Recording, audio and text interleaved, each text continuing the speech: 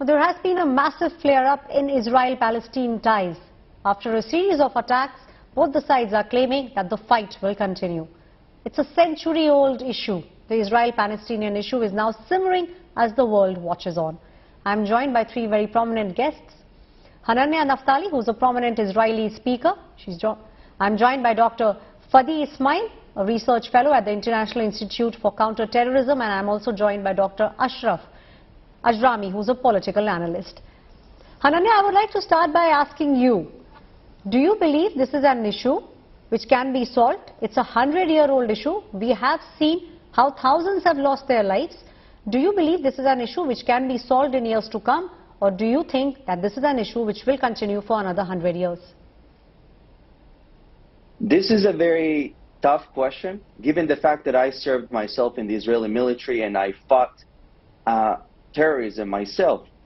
The answer is actually quite simple, because although there is a tragic death on the Israeli side, we have just seen recently the terror attacks in Jerusalem, and also I'm very sad whenever I hear tragic deaths on the Palestinian side, but I think that the solution to this starts with education. I grew up in Israel. I was never taught to hate my neighbors, but yet the Palestinian Authority teaches in schools that Israel does not exist, that whenever they see a Jew, it needs to die. They teach to hate people. And on this special occasion, when Israel and India mark 30 years to the diplomatic relations, we share common values and we share common challenges. And I think that one of those challenges is the fight on radicalism and against radicalism, because it is the fight that is not just for Israel, but for all nations that want to see peace. So I think that the solution is education. So you believe the solution is education? Dr. Ismail, do you really think the solution is education? You're a research fellow. You know the history. Do you think, if both the sides are educated, this is something which can go away, or do you think what really needs to be done is for the people to sit on a table and to actually find a solution to this problem? Well, of course, education is one of the many tools. Education is a tool in the hands of governments, of societies, to prepare the youngsters, the people, the children, today's children, to behave in a certain way 10, 15 years later as adults. So, of course, education is basically the end result of policy. I mean, if every government and every leadership educates its young population, also its older population, in the direction that it wishes to direct them in the future. Dr. Ajrami, do you think, like the other guest said, that education is very important, but do you think political will is actually what is needed here? One can educate as much as you want, but if there is no political will, this is a problem which will continue for another century. I think this problem can be solved if there is a willingness and there is a leadership who can go to negotiations and to peaceful agreement, especially by obeying the international law and the terms of reference which were accepted by the international community and the Palestinian side, and also part of the Israelis. If we speak about changing the reality, I think by decisions from leadership, something can be changed in a very maybe a few terms. But if we speak about education without changing the reality, I think nothing can be done in this aspect. The reality educates more than anything else. If we are speaking about accepting the other side and have some kind of tolerance within this period of clashes and killing people, Palestinians are killed by daily basis, and this year, from the beginning of this month, January, we lost 31 Palestinians who were killed by the Israeli army. It is not possible to educate people to see the other side as accepted and to have reconciliation or peaceful movement or agreement with the other side without changing this reality. I think we have a very critical and difficult period that it should be changed by political decisions to change the reality, to make people think that there is something can be done to improve the situation and to gain hope for the future. Without this, nothing can be done. Haruna, I'll take this question to you now. Clearly, what people are saying is the fact that education can do only this much. There is a political will that is needed. Do you think political will is what is required at the moment? Because this is an issue which we have seen how lakhs have lost their lives. The British could not do anything. They left, giving the history behind the entire Israel-Palestine conflict. Do you think now is the time when others should also sit? Do you think if global leaders come together, this is something which can be solved? Or do you believe only Israel can sit, only Palestine can sit, only the leaders can sit and do something? That's a very good question. And I think that, first of all, there should be a political will. And for the sake of our audience, I will mention that Israel has offered the Palestinian Authority multiple times several peace offers, to which the answer was a loud no. The Palestinian President Mahmoud Abbas, who just began his 19th year of his 4-year term, he would willingly fly to New York City to the UN to talk about how much he wants peace, but yet he refuses to drive 30 minutes from Ramallah to Jerusalem to negotiate peace. So there should be political will, and Israel has extended its hand for peace multiple times because we do not want this bloodshed to continue. We want to live in peace. But just like I mentioned, you don't have a partner for peace whenever we just had this terror attack in Jerusalem, and the Palestinian people took it to the streets to celebrate, to launch fireworks, to hand out candies. They celebrate when my people die.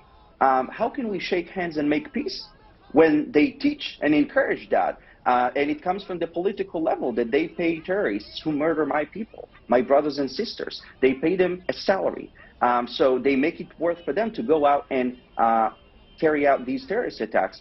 I think that there should be political will, but even more than that, the people should. I think that we are in an era where the people will be the ones to bring peace, where people will say, we're sick and tired of this.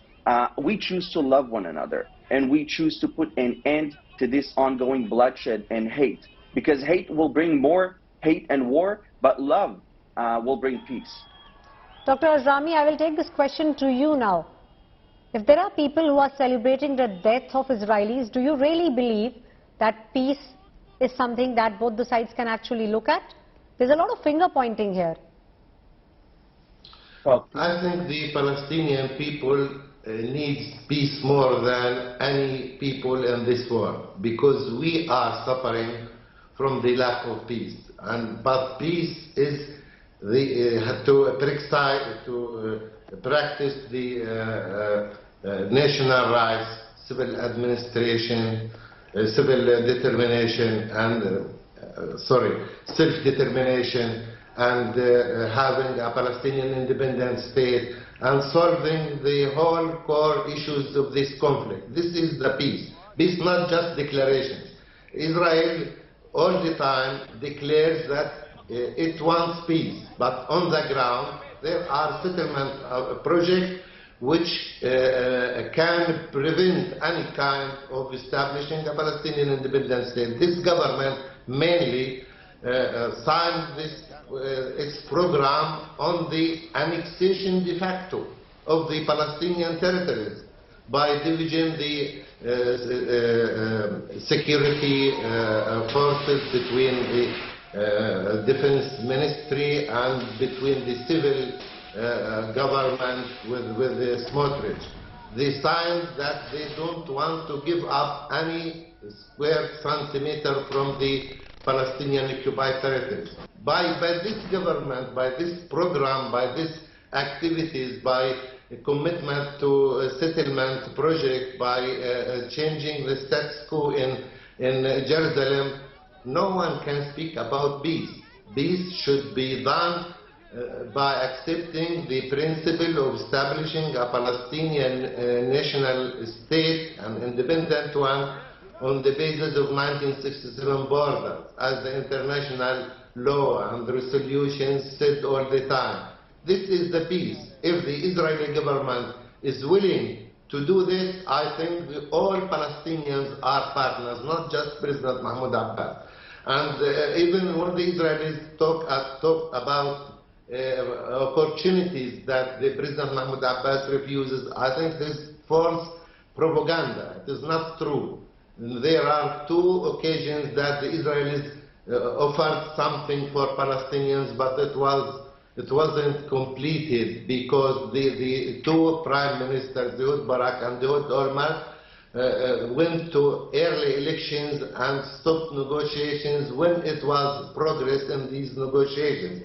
I think we are suffering from occupation. If Israel wants peace, they should end the occupation immediately and go towards peaceful agreement on the terms of reference accepted by the international community. Dr. Ismail, I'll take this question to you now. You know, if one just moves away from the current situation, one moves away from the conflict, do you think that history is to blame, or do you think people, those who have let it simmer for such a long time, political parties on both the sides, do you believe they are the ones who need to be blamed? Because so many civilian lives have been lost and it does not look like there's a solution anytime in sight.